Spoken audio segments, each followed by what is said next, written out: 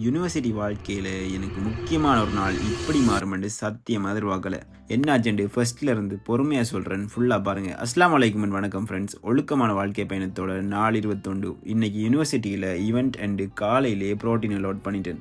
நானும் இந்த ஈவெண்ட்டை பார்த்து ஃபர்ஸ்ட் இயர் டைமில் ஸ்டேட்டஸ் எல்லாம் போட்டிருக்கேன். அப்படி என்னடா ஈவெண்ட்டா, ஒரு கைண்ட் ஆஃப் செலிப்ரேஷன் வச்சுக்கொள்ளுங்க.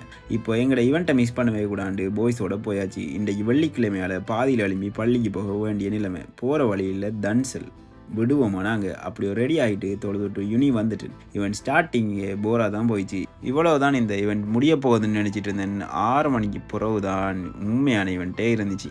என் யூனி வாழ்க்கையிலேயே பெஸ்ட்டான நாள்னு சொல்லுவேன். அங்கே என்ன நடந்துட்டு வீடியோவில் காட்டைகளா, ஏனண்டா நான் ஃபோனே யூஸ் பண்ணலை. மற்ற யூனிவர்சிட்டி எப்படின்னு எனக்கு தெரியா, ஆனால் இப்படியான கல்ச்சர் கலன் யூனிவர்சிட்டி ஸ்டூடெண்ட்ஸுக்கு கிடைக்கிற வரம்.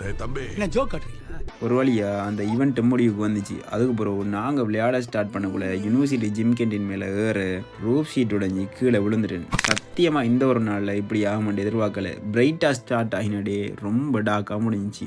தூக்கிட்டு ஹாஸ்பிட்டல் போனாங்க. கொஞ்ச நேரம் சுற்றி என்ன நடந்தேன் டெவலங்களை கண்ணால் கண்ணீரை கண்ட்ரோல் பண்ண முடியலை. உடம்பு வலியை விட மனசு வலி தான் கூட இருந்துச்சு.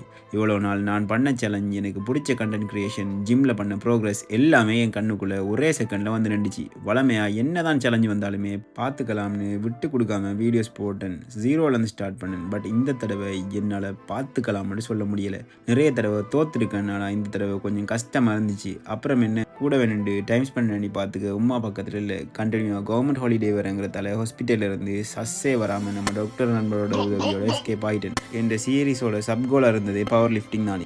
இப்போ ஃபாஸ்ட்டாக குனிஞ்சு எலும்ப கூட முடியலை. இனி எப்படி வீடியோஸ் வருமானு தெரியலை. வீடியோ போடுற மைண்ட் செட், டிசிப்ளின் எல்லாமே உடஞ்சிட்டு. அதோட சேர்த்து என்னோட ஹோப்பும். இதோட வீடியோ என் பண்ணிக்கிறேன். ஹெல்ப் பண்ண எல்லாத்துக்குமே நன்றி.